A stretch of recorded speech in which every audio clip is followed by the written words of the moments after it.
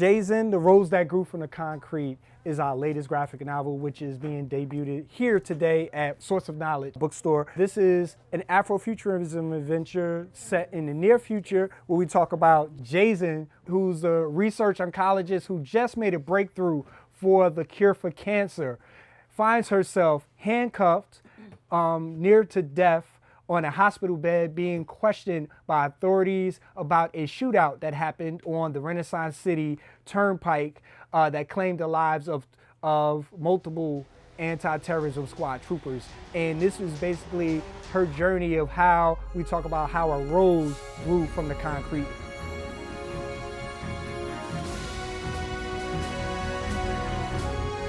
Definitely appreciate each and every one of you coming out. Today is really the debut of Jazen, The Rose That Grew from the Concrete. Super excited about the series and the storyline. You know, we've been working on this for a while. Sometimes, and I have an engineering background, right? And I'm looking at Zaid, and you know, one of the things that we do, we get in our own way. So we've been working on this for actually since 2017. This is Dr. Shamika Mitchell, who is the editor-in-chief on this particular project. And I wanted to kind of talk about the journey of actually, you know, arriving to this place. So this all started with this series here, which was PB Soldier. PB Soldier, which is a story set in the near future. We talk about Afrofuturism. This is set in the year 2030, but it was a 2030-ish. You know, we live in a world where everyone's considered a terrorist. PB Soldier, which is one of the world's top hackers, has just been labeled a top terror threat in this world and has to go unofficially off of the books for the newly formed world government called the Establishment. As he's getting trained as an assassin, he starts seeing visions of a life that's not of his own. It was actually his ancestors hacking into him, where he's hacking into the world. That's pretty much where this story kind of... You killed our brother, didn't you? Didn't you?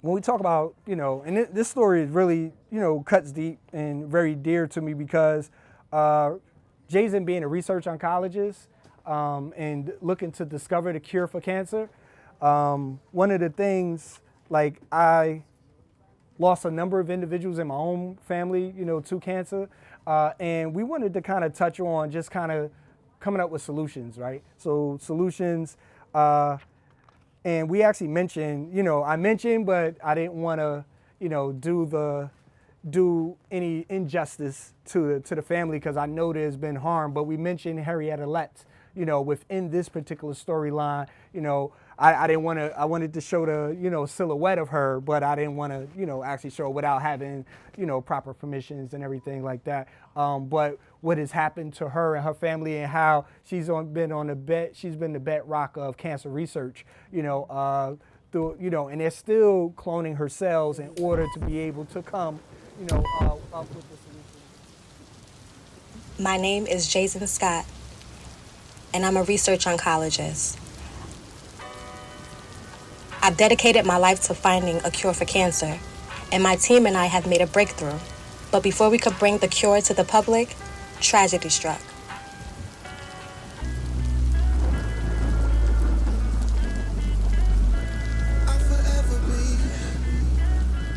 In the book, we actually have some poetry that's infused in it, and that's where we talk about Jazen's journal. So as she's going through these struggles and trying to find her way, she actually reflects in poetry to be able to do that. So without further ado, we're gonna bring up my daughter, Layla Gifted, to do one of the poems.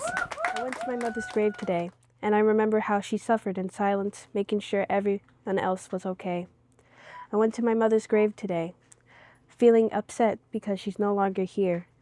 I went to my mother's grave today, wishing she was here to see how much I progressed. I went to my mother's grave today, knowing that she's finally at rest. I went to my mother's grave today, knowing now that because of her, others wouldn't suffer her fate.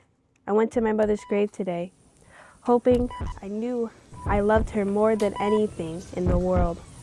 I went to my mother's grave today.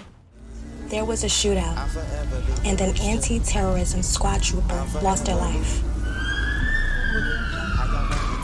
I was close to death when they brought me in for questioning. I was accused of being involved. They wanted information about the shootout, but what they didn't realize was that the cure for cancer costs more than you could imagine. We discovered that the cure was expensive to make, and big pharmaceutical companies would try to charge outrageous prices for it. We wanted to get the cure to the people who needed it, without them having to choose between their lives and finances. Is sci-fi based in real world science, right? Yeah, and the categories that they have, the rubrics, I also teach children's literature. So one of the things for science fiction is how close is it to the realm of possibility of something. So, you know, some people go all the way to one end, but it can still be sci-fi and still have tangible, like identifiable things. I'd just like to publicly thank Dr. Shamika Mitchell, you know, with regards to helping glue the story together, right? So you have these ideas. I usually do what we call, you know, for my educators in the building, you know, I do backwards design from everything. So I know what the end is, right? So I know what the end is, and then we work it all the way through until we actually get to that point. So I start with the end in mind and then work our way backwards. So that's how we're able to write 120,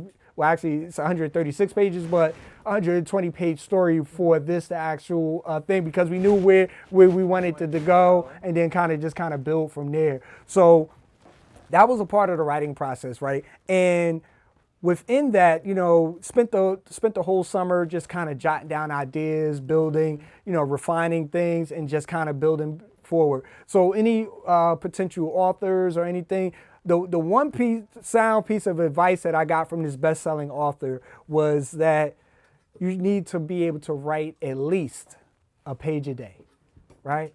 So if you write a page a day, mathematically, at the end of the year, you'll have how many pages? 365. 365. Unless it's a leap year. Yep, unless it's a leap year. So you have 365 pages, so you can actually write a book a year. Now, you know, just making sure that you meet that challenge of writing a page a day. You know, some people have these writing things where they want to write, you know, 10 pages, 20 pages. You want to get into, but we want to deal with, you know, realistic things. And I'm always writing and then I'm always going forward and then go backwards to actually redefine everything and then add little breadcrumbs, you know, all of these different things as far as symbolism, making sure that there's a deeper meaning to all of the content that you're actually going to see. Is to build an Afrofuturism experience that includes poems that infuse the story with raw emotion, grappling with the bigger picture of social justice, and pushing us to imagine a more equitable future. Thank you for helping to make this dream a reality.